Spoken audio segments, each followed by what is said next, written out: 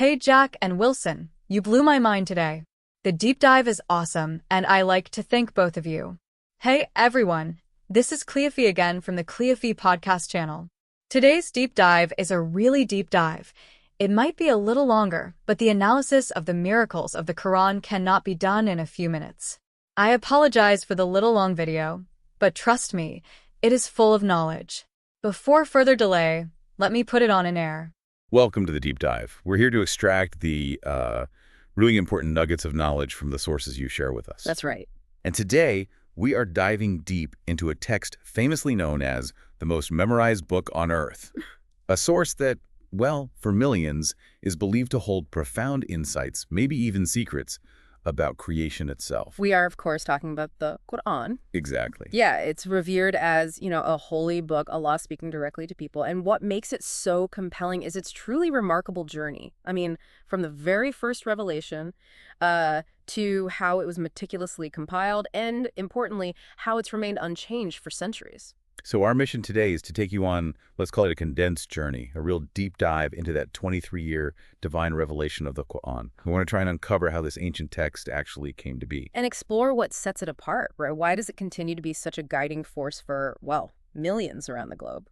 Think of this as your shortcut, basically, to getting well-informed about this pivotal, incredibly influential text. You'll grasp its dramatic beginnings, the transformative steps it went through, and the legacy that still shapes lives today. A huge legacy. So, okay, let's unpack this. Let's go right back to the very beginning. Can you sort of set the scene for us? What was happening at that exact moment, the first revelation? Absolutely. Picture this. It's 610 CE. We're in the month of Ramadan, specifically a really sacred Monday night, Laylat al-Qadr, the night of power. That's the moment. Okay. The location. A small, quite secluded place, the Cave of Hira. It's on Mount Nur, maybe 6 kilometers or so from Mecca. The Prophet Muhammad, he was around 35 at the time. He had actually made it a practice to spend like half the year there, seeking solitude, a kind of deep spiritual search. Hira means search, right? Exactly. The name Hira itself reflects that. He was searching. And what's fascinating here is that this wasn't just any night, was it? I mean, there are accounts suggesting some, well, cosmic things are happening too. I apologize for interrupting the deep dive. Are you, or someone you know, struggling to land a job? Check out the ATS Resume Optimizer. I created this tool myself, and for just $5 a month, you get unlimited tailored resumes, mock interview prep, and a resume health score to boost your chances. Transform your job search today. Link in the description. Let's get back to the deep dive. Described as having this, immense cosmic significance. Some narrations suggest that the 18,000 worlds and all the angels were waiting for this day. Wow. Yeah, it was as if like a corridor, like a red carpet, formed from the sky down to the earth. Every shaitan, every devil, was supposedly stoned and driven away. Many stars were said to have fallen. So it was noticeable. Apparently so extraordinary that even the idol worshippers in Mecca, the mushriks, they noticed unusual things happening in the sky. Something huge was going on. Okay, so here's where it gets really intense. Yeah. In that quiet cave with all this cosmic stuff happening. Yeah. What actually happened to the prophet? Well, suddenly this extraordinary presence just manifested. The angel Gabriel, right? He appeared and apparently filled the entire cave with this overwhelming divine light. It's filling the cave? Filling it. Yeah. And Jibril, with a really powerful kind of shaking voice, commanded, Ikra, which means read. Read. But the Prophet Muhammad, startled, overwhelmed, he replied, I do not know how to read. Because he was illiterate. Exactly. So Jibril then embraced him tightly 3 times. Each time really emphasizing the command. And after that third embrace, those first blessed verses were revealed. Read in the name of your Lord who created man from a clot. Read, and your Lord is the most generous, who taught by the pen taught man what he did not know. Those are the very first verses of Surah Alaq. That sounds like, well, an utterly overwhelming experience. Just terrifying, maybe. How did he react? Who was there for him?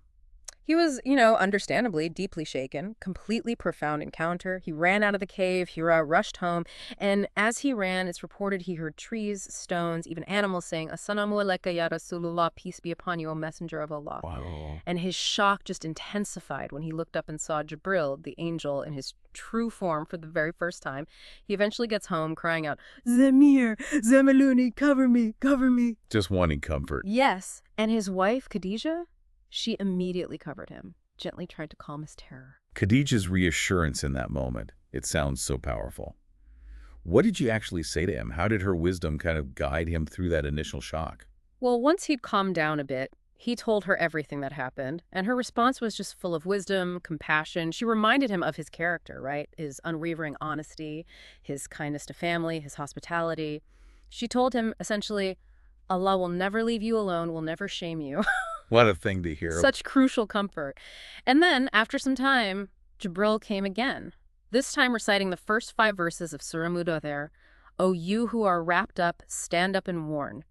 This really signaled the start of his public mission. Okay, so after this earth-shattering experience, Khadijah takes him to her cousin Waraka bin Nawfal, who was Waraka. Why was his confirmation so significant? Right, Waraka bin Nawfal, he was a respected scholar, followed the Hanif religion, that's an ancient monotheistic faith, and he knew the Torah and the Injil, the Gospel, really well. So knowledgeable. Very. When the prophet told him what happened, Waraka's reaction was immediate, profound. His face apparently reddened, tears welled up. He confirmed it, saying, "Good news to you, O Muhammad. The one who came to you is the Nemes al-Akbar." And Nemes al-Akbar. Yes, he clarified this was the same Jibril Amin who came to Musa and Isa, Moses and Jesus. He identified him as the great angel of divine revelation. So validation from someone who knew the previous scriptures. Exactly. But Waraka also delivered a pretty stark warning. He said, "O Muhammad, if I live to see the days when your people and your tribe oppress you, torture you, and exile you, I will stand by you and support you." He predicted the hardship. He did. The prophet was apparently surprised, asked if his own people would really turn against him. Waraka confirmed, yes, every prophet is oppressed and tortured by his own people. You will also face this. And this moment, it was pivotal. It helped the prophet prepare himself for the huge challenges ahead, knowing this mission was truly from the divine. So this initial command, read in the name of your Lord, it clearly wasn't just about literal reading, was it?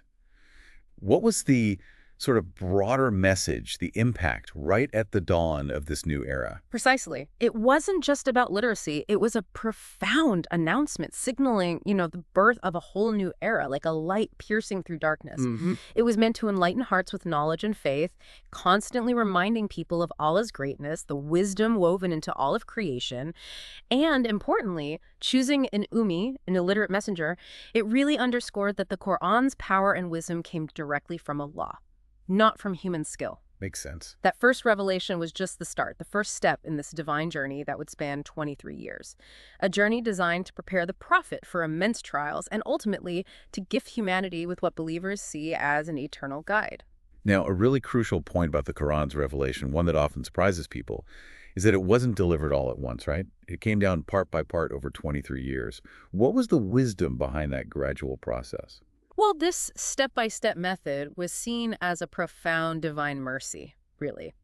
Each verse, or sometimes the whole surah chapter, it was often a direct response to specific needs or questions or events happening at that time. So very contextual. Exactly. This incremental approach made it much easier for the new Muslim community to grasp the teachings and, crucially, to apply them immediately in their daily lives. It helped soften hearts, build character, and steadily, bit by bit, it rebuilt the social order from the ground up. Can you give us an example of how that gradual revelation actually shaped the early community, maybe something specific? Certainly. Think about really fundamental practices, things like prayer, fasting, zakat, charity, hajj, pilgrimage. They weren't made obligatory all at once. Oh, okay. This allowed people's hearts and minds time to prepare, time to gradually move away from these deeply ingrained habits and traditions of pre-Islamic Arabia. This gradual unfolding also provided continuous moral support. It strengthened the prophet's own heart, especially during those really difficult years in Mecca. Right, when the opposition was growing. Exactly. Stories of earlier prophets revealed during tough times offered patience and hope, reminding him and the believers that the help of Allah is near. So the very early days started with this period of secret invitation, is that right? For about 3 years. Who were these firsts, these pioneers who initially accepted the message? Yes. For about 3 years, trying not to draw too much attention from the idol worshippers, the prophet quietly invited his closest family and friends. The ones known as the firsts, or the pioneers, they accepted his call immediately. Who were they? Well, his devoted wife, Khadijah, of course, his loyal servant, Zayd bin Haritha, his young cousin, Ali, and his very close friend, Abu Bakr. Abu Bakr. And Abu Bakr, in turn, became really active in inviting others to Islam. These early Muslims, they'd meet secretly with the Prophet, get guidance, learn the new revelations as they came. But eventually, the word spread, right, Yep. throughout Mecca. That secret phase had to end. How did the Prophet then make the call public? What was that initial response like? Yeah, eventually a verse came down commanding an open call. So the Prophet first invited his own clan, the Banu Hashim. His uncle, Abu Talib, was supportive, but another uncle, Abu Lahab, strongly criticized him. Family divisions, all right. Right away. Then the Prophet famously climbed Safa Hill to warn the wider Meccan population, addressing them tribe by tribe. But unfortunately, the powerful idol worshippers, they largely rejected the message. They saw it as a threat.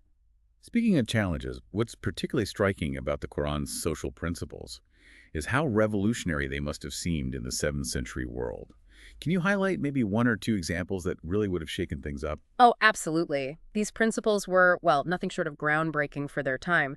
Take the concept of equality for free and enslaved people. Huge. In a society deeply stratified by status, by wealth, the Quran declared this fundamental human dignity that just transcended all those divisions. Or think about women's rights, including inheritance. Yeah, particularly unheard of then, right? Completely. In that patriarchal society, women had very little, if any, legal standing or property rights. These ideas were truly extraordinary, often shocking to people in 7th century Mecca. They directly challenged the established order, and at the heart of it all was this radical call.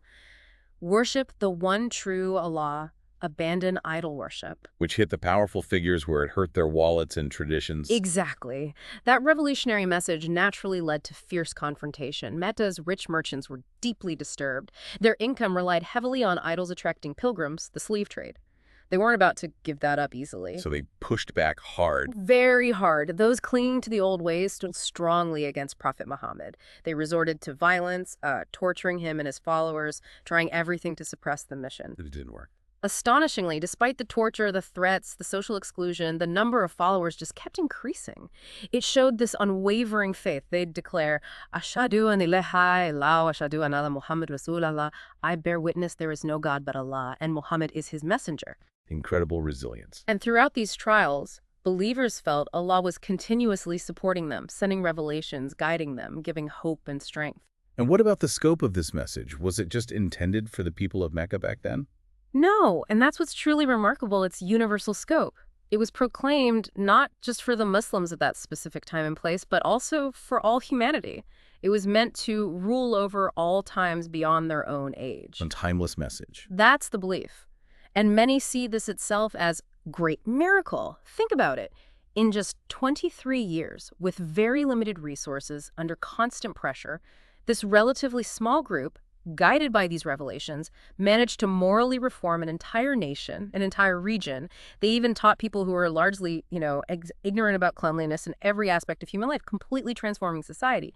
That transformation alone is seen as a profound testament to the Quran's power. Okay, so we've explored the journey, the societal impact. But maybe the most enduring aspect, the thing that really sets the Quran apart from many, is its preservation.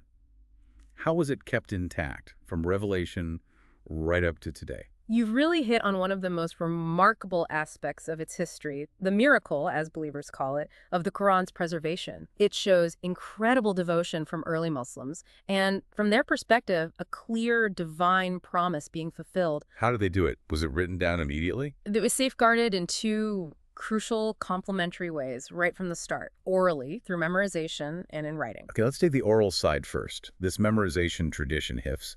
How was that established and maintained so effectively? Well, the Prophet Muhammad himself placed immense importance on memorizing the Quran. He strongly encouraged his companions to commit the verses to heart. This tradition, hifz, it began during his lifetime and, incredibly, has continued without interruption through generations. Wow, unbroken. Unbroken chain. Leading companions Abu Bakr, Umar, Uthman, Ali, they all memorized the entire Quran, and throughout history, literally thousands of Muslims have dedicated their lives to memorizing the Quran, passing it down perfectly. And alongside that powerful oral tradition, there was also a written one happening simultaneously. Who were the scribes? How did they ensure accuracy? Yes, absolutely. The prophet assigned a group of scribes specifically to record the revelations as soon as they came down. They wrote on whatever materials were available, things like palm leaves, flat stones, pieces of leather, even bones. Whatever they could find. Whatever they could find. And crucially, whenever a revelation came, the prophet didn't just dictate the words, he also told them exactly where to place each verse within its surah, its chapter. This ensured the correct arrangement according to divine instruction. So the order was set from the beginning. Yes, and the companions took this incredibly seriously. They constantly compared their written records with each other and checked them directly with the prophet himself to confirm accuracy, make sure no errors crept in. Plus, every year during Ramadan, the prophet would recite the entire Quran as revealed up to that point to the angel Jibril. Like an annual review. Exactly. And in the very last year of his life, he recited it twice. This annual recitation confirmed the Quran's complete and perfect arrangement as we have it today. Okay, so after the prophet's passing, you have these memorizers and these scattered writings. How did they bring it all together into a single book, a mushaf? What prompted that? Right. The need for compilation became really urgent during the time of the first caliph, Abu Bakr. The critical moment was after the Battle of Yamama, where many hufaz, many memorizers were martyred. Ah, so they feared it could be lost. Precisely. Umar ibn Khattab saw the danger that parts of the Quran might be lost as the memorizers passed away. He strongly suggested to Caliph Abu Bakr that they should gather everything into one single volume, one book. How did Abu Bakr react? Initially, Abu Bakr was hesitant. It was something the Prophet himself hadn't done. But Umar persisted, and eventually Abu Bakr understood the immense importance of this for future generations. He agreed. Who do they entrust with such a huge task? He assigned this monumental task to Zayd ibn Thabit. He was one of the Prophet's main scribes, known for his sharp memory, his knowledge, and his meticulous care. The right man for the job. Seems so. Zayd diligently collected all the written pieces held by different companions, and then he rigorously compared them with the memorized versions, ensuring every single verse was confirmed and verified from multiple sources, both written and oral. Cross-referencing everything. Everything. The result was a compiled mushaf, initially called a sahifa, like sheets. This was protected personally by Abu Bakr, then passed to Umar after him, and finally entrusted to Hafsa, Umar's daughter, who was also a full memorizer of the Quran. This sahifa became the absolute foundation for later standardization. Okay, so they have this master copy, essentially, but then Islam spread incredibly quickly, right? Right. To places with different dialects. Did that cause issues? It did. That was the next major challenge. As Islam expanded rapidly, new Muslim communities emerged in Persia, Syria, Egypt, places where people spoke different dialects of Arabic or different languages entirely. This started leading to differences in how the Quran was being recited. Uh-oh, potential for confusion. Exactly. Differences in recitation arose, causing confusion and risking disunity. Caliph Uthman ibn Affan, the third caliph, recognized this serious potential threat to the unity of the Muslim Ummah, the community. So what did he do? He took decisive action. He ordered that standard copies, standard mushafs, be prepared based directly on that original sahifa kept by Hafsa. Going back to the source. Always back to the verified source. He formed a committee, led once again by Zayd ibn Thabit. His expertise was invaluable. Zayd worked with other trusted companions and experts, their specific goal: prepare standard mushafs written in the Quraysh dialect. Why the Quraysh dialect? Because that was the Prophet's dialect, the dialect in which the Quran was originally revealed. This was key to preserving the original language and pronunciation. And how meticulous were they this time around? It sounds like incredibly high stakes. Extraordinarily careful. They meticulously checked every single word, every letter. They consulted constantly with the hufaz, the memorizers, to ensure the written text perfectly absolutely matched the established oral tradition. No discrepancies allowed. And once they had these standard copies, Once these standardized mushafs were completed, Uthman ordered copies to be made and sent out to all the major Islamic centers, places like Mecca, Medina, Basra in Iraq, Kufa, also in Iraq, Sham, Syria. spreading the standard version. Yes. And then he took a step that, well, it was controversial at the time, but ultimately seen as crucial for unity. He ordered that all other unofficial copies and fragments be destroyed. To avoid confusion. Exactly. To prevent any future confusion or disagreement based on variant readings, this decisive action resulted in what we now know as the Usmani Mushaf. It became the final and definitive version, ensuring consistency across the vast and growing Muslim world. That's an incredible story of preservation. How do Muslims generally view this achievement, especially in light of, say, verses within the Quran itself? Well, many Muslims believe this remarkable multi-stage preservation process directly fulfills a specific divine promise found in the Quran itself in Surah Al-Hijr, verse 9. Indeed, it is we who sent down the reminder, the Quran, and indeed, we will protect it. So a promise of protection. Exactly. So from this perspective, the Quran has remained exactly as it was revealed, word for word, letter for letter. This makes its preservation unique in human history, especially when compared to other holy books, which, for various historical reasons, may have undergone changes or parts lost over time. So the claim is complete continuity. Yes. The result today is that all the Qurans in the world are exactly the same. Every word, every sentence accepted unanimously by Muslims everywhere, whether they're in Indonesia or the UK or Canada. And millions, as we said, have memorized it perfectly, earning the title of Hafiz. This consistency over 14 centuries is truly considered a unique historical and, for believers, spiritual phenomenon, a miracle. Okay, moving beyond its historical preservation, the Quran is often cited for having these incredible insights that seem to align with modern scientific discoveries. Insights that, well, would have been impossible to know 1,400 years ago without divine revelation. Let's explore some of these scientific miracles. Can you give us an example related to, say, the universe? Yes, this is a really compelling area for many. Take the origin of the universe, what science now calls the Big Bang. Surah Anbiya, verse 30 asks, "Do those who disbelieve not see that the heavens and the earth were joined together? Then we separated them." Joined together, then separated. Exactly.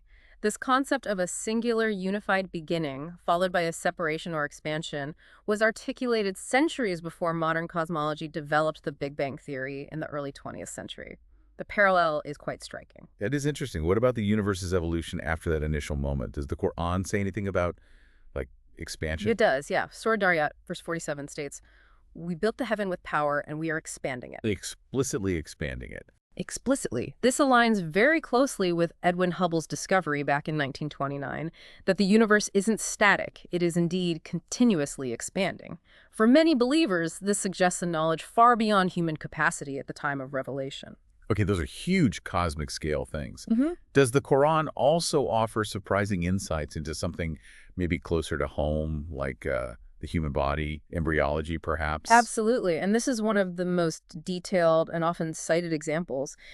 The stages of embryonic development. Yeah. In Surah Mu'minun, verse 14, the Quran describes the formation of a human being starting from a nutfa, which means a drop, like of sperm or fluid, Okay. then developing into an alaka, something that clings, often translated as a leech-like clot. Right, clinging to the uterine wall. Exactly, and then developing into a muga, described as a chewed-like lump of flesh. Chewed-like. Yes, apparently reflecting the somites, the segmented blocks that form along the embryo. Now, modern embryology, using advanced microscopes unavailable for centuries, confirms these distinct stages in precisely this sequence. These details would have been utterly invisible to the naked eye 1,400 years ago. It's pretty specific. Very specific. And many see this detailed, accurate description as powerful evidence pointing towards a divine author who knew the intricacies of human creation. Okay, so we've touched on the content, the science, but you also mentioned something about the very sound, the phonetic power of the Quran. How does just hearing it recited affect people, even if they don't understand the Arabic? Yes, its impact isn't just in the message, the meaning, but also profoundly in its sound, its recitation. The rhythmic structure, the melodic cadence of the verses. It creates this, well, indescribable, almost hypnotic effect on the listener's soul. Hypnotic. In a spiritual sense. There are many accounts, historical and modern, of non-Muslims hearing the Quran recited for the first time and being moved to tears, overcome with emotion, even without understanding a single word of Arabic. Just the sound itself. Just the sound. It demonstrates this deep emotional and spiritual resonance that seems to transcend language barriers. And beyond the scientific and the phonetic, the Quran is also famously heralded as a literary miracle. What makes its style so unique? And how does the prophet's illiteracy factor into that claim? Its style is truly one of a kind. It's not conventional Arabic poetry, though it has poetic qualities. It's not ordinary prose either. It possesses this unique, unmatched beauty and rhythm that, history tells us, left even the greatest Arab poets of that era, who prided themselves on their eloquence, completely awestruck. They recognize something different. Immediately. Yeah. And the fact that the Prophet Muhammad was Ummi illiterate is absolutely crucial here. For believers, it makes the miracle even clearer. It becomes obvious, they argue, that these profoundly eloquent and intricate words couldn't possibly have been his own human composition. Couldn't have come from him. That's the point. The verses were apparently so powerful that some of the leading poets, who initially disbelieved, would sometimes fall into sujud, involuntary prostration, simply upon hearing a verse recited, compelled by its sheer linguistic power and beauty. Wow. Now, beyond just the eloquence, you mentioned something called the Tawafuk miracle earlier, a kind of numerical and visual harmony. Can you explain that concept a bit more? It sounds complex. It is quite intricate, yes. The Tawafuk miracle, which was explored in detail by scholars like Said Nursi around 1932, refers to this amazing, almost mathematical, numerical, and visual harmony of specific words within the standard Quranic text. This harmony exists despite the verses being revealed at completely different times, over 23 years, and having different lengths and contexts. So harmony how? Like words lining up? Exactly. Imagine certain keywords, like the name Allah, which appears, I think, over 2,806 times. In certain printed editions that carefully preserve the layout of the original Uthmani script, you find instances where this word Allah appears not randomly scattered, but often lining up perfectly vertically down a page. Like drawn with a ruler. Almost precisely. Or sometimes appearing on facing pages in perfect symmetry. Or even back to back on the exact same line when you turn the page. It's a level of visual and numerical consistency that seems statistically impossible to achieve by chance or human design, especially given the way it was revealed and compiled. It's not just the word Allah. No, not at all. This tawafuq, this harmony, is observed with other significant words too, like Rab, Lord, the word Quran itself, and even specific names of prophets. For example, you might find the name Ibrahim, Abraham, lining up vertically on page 19, or Yusuf, Joseph, on page 235. It's this intricate web of connections woven through the text. That's fascinating. And you also mentioned mana tawafuk, harmony and meaning. How does that layer work? Yes, that adds another dimension. Mana tawafuk suggests a harmony not just in the visual pattern or number, but in the actual meaning and context of the aligning words. Can you give an example? Sure. For instance, the name of Prophet Yusuf, Joseph, might appear on page 235, and if you look directly below it on that same line or alignment, you might find the word Jamal, which means beautiful, referencing Yusuf's famous beauty. Or on another page, his name might align with the word Aziz, which was his title, his position of authority when he was in Egypt. It's these subtle but profound connections of meaning that seem deliberately placed across different parts of the text. So this intricate literary, numerical, and meaningful harmony combined with the scientific points we discussed, what's the overall conclusion that many scholars and adherents draw from all this? Well, for many scholars and believers, this incredibly complex, seemingly unplanned yet perfect harmony is seen as very strong evidence supporting the Quran's divine origin. They argue it would be utterly impossible to plan or fake such intricate, multi-layered connections, especially considering the historical context revealed piecemeal over 23 years to an illiterate man. Too complex for human authorship. That's the argument. For them, it stands as a clear, tangible testament to the Quran being a divinely authored text, distinct from any human work. So, putting aside the literary and scientific aspects for a moment, Right. what are some of the other big overarching characteristics of the Quran that make it so impactful for believers? Well, several things stand out. Firstly, its claimed universality. The Quran asserts that it speaks to all of humanity, crossing cultures, geography, time itself. It addresses the rich, the poor, the educated, the uneducated, offering what it presents as divine solutions to the problems faced by both individuals and societies. A universal message. That's the core claim. Secondly, it foretells the future. It challenges humanity by presenting these detailed prophecies that believers point out came true throughout history. Like what? Any examples? Well, famous examples often cited include predictions about the eventual victory of the Byzantine Romans over the Persians, which seemed unlikely at the time, the rapid spread of Islam itself, and even the miraculous preservation of the Quran text, which we just discussed. These prophecies are argued to be not vague, but very clear, offering strong evidence of divine knowledge. Okay, universality, prophecy. What else? Its teachings also seem to perfectly match human nature. They speak deeply to our innate desires, our fears, our spiritual aspirations, our ideals.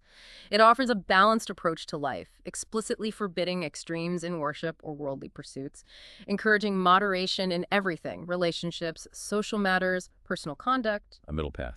Very much so. And finally, how does it approach society as a whole? Is it inclusive? Yes, the inclusiveness of the Quran's social and legal teachings is a really profound aspect. It strongly promotes justice, mercy, and the well-being not just of humans, but of all creatures. It lays out what believers see as a fair legal framework that protects everyone's rights in society, regardless of faith or status, emphasizing kindness, forgiveness, and compassion as core values. These reflect attributes of Allah, providing a moral compass. Okay, so we have this incredible ancient text preserved uniquely, filled with these layers of meaning and guidance. How does all of this actually relate to people's lives today, right here, right now? How is it a living guide? That's the key, isn't it? The Quran isn't just a historical document. It's intended to be a living guide, deeply integrated into the daily lives of millions. Firstly, simply reading the Quran is considered a major act of worship in itself. Just the act of reading. Yes.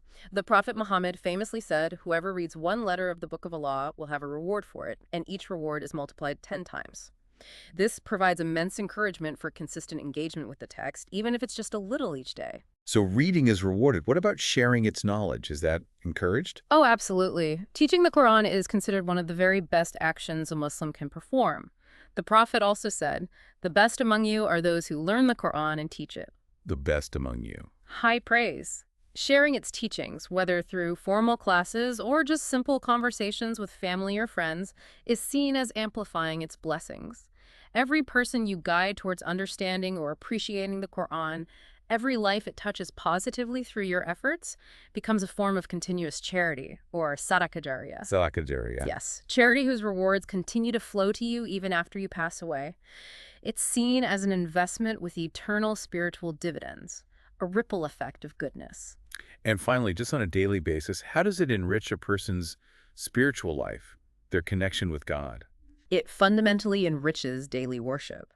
Reciting its verses during prayers makes those prayers far more meaningful, deepening the connection felt during sujud, prostration, and ruku, bowing.